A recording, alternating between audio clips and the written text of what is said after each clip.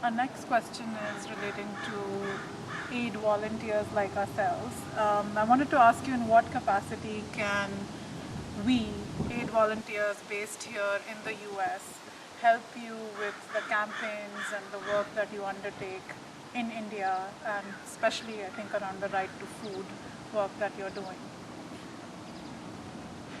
See, as I said again in the morning, I really value the fact that young people uh, here,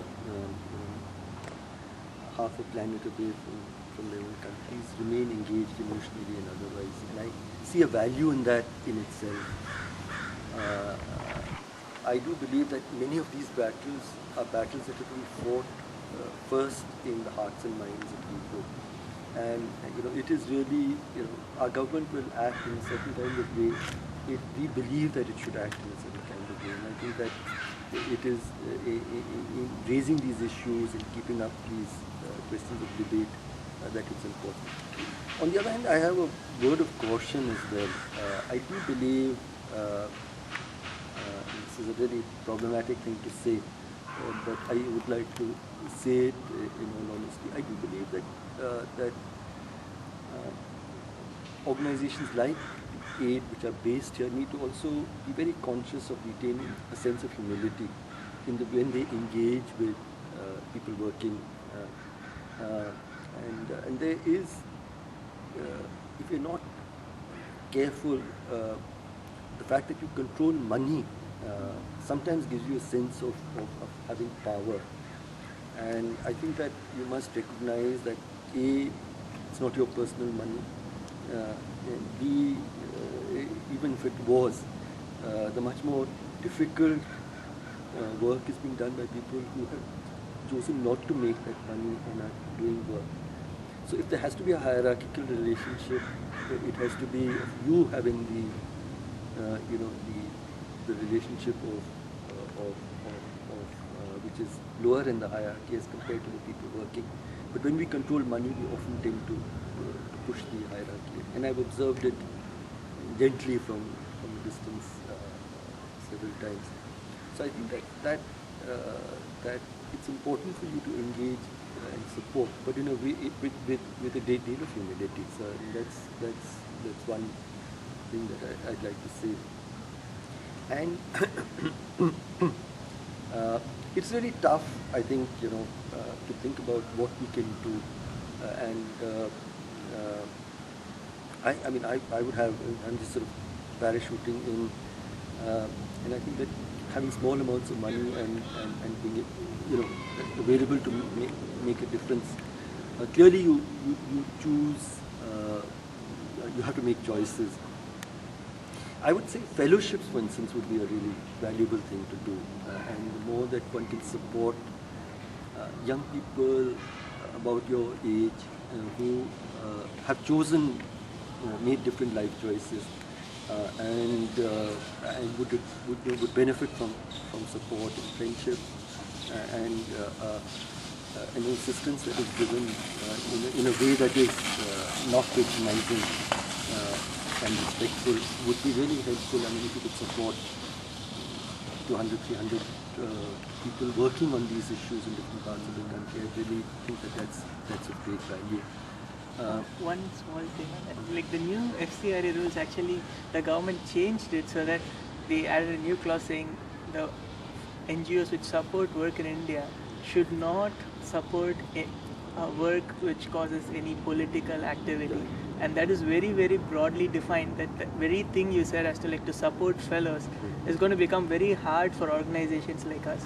So we actually suspended the Hathi program for now, mainly because of that. And I think that is one of the main things aid can do to cause a big change. Again, the government is acting again. We'll have to struggle with. I mean, you see that you talk about it here. I mean, and you'd be surprised. We had applied for an FCRA, and it took us almost 10 years. And with all, and I didn't want to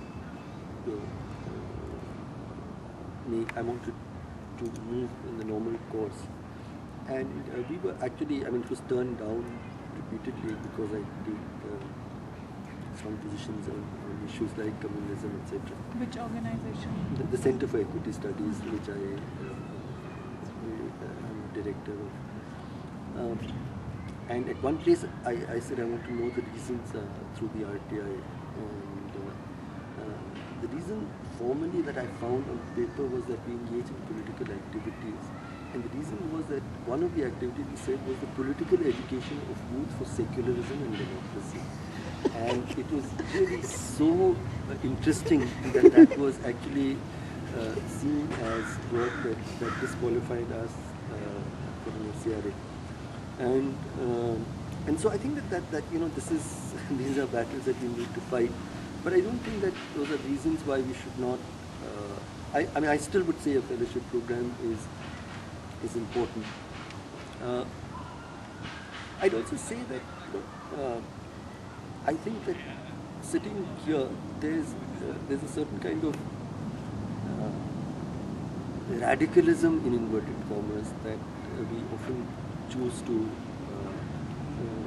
value over work which is seen as humanitarian work. I've always found this distinction between work of humanitarian work and work connected with justice issues as an artificial division. People like Nyogi talked about Sangharsh or Nirman, and Gandhiji also talked about constructive work through his own. I mean, I think people have recognized that each actually are deeply linked with the other, and I feel that work of compassion, say of the kind that Mother Teresa does, if it is not informed by a sense of justice, is reduced. But equally, work of justice, which is not informed by a sense of compassion, to me is also reduced. And I think that that you should not hesitate to. I mean, for instance, working on the right to food. We are working. For instance, we decided to start a program of actually reclaiming the idea of a langar, which was part of our culture, which we have lost, and trying to do it in an interfaith way. So I've been looking at now. At one level, it can be seen as purely charity work, and so non-radical, and it's not something that we'd like to do. But to my mind, it actually, if it is done correctly, in an appropriate way, it can do many things.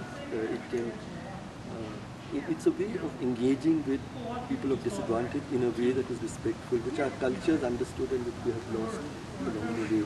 We do it in an interfaith way. It can also be a way of bringing together different groups. The fact that rich and poor people of different castes and communities sit together and eat is itself something, again, in our old traditions, people understood as being radical. So I would say that there's scope for humanitarian work around the right to food, which I would really feel that we should try to explore, and which would face less problems, but actually have, in the heart of it, they have roots in radical potential as well. And then I think working on policy, with the few groups that are working on policy issues around the right to food is valuable. And then finally there's the campaign, the Right to Food campaign, which is very under-resourced and would really value support. What they're doing is trying to hold government accountable. They work closely with the Commissioner's office. They bring evidence on starvation deaths,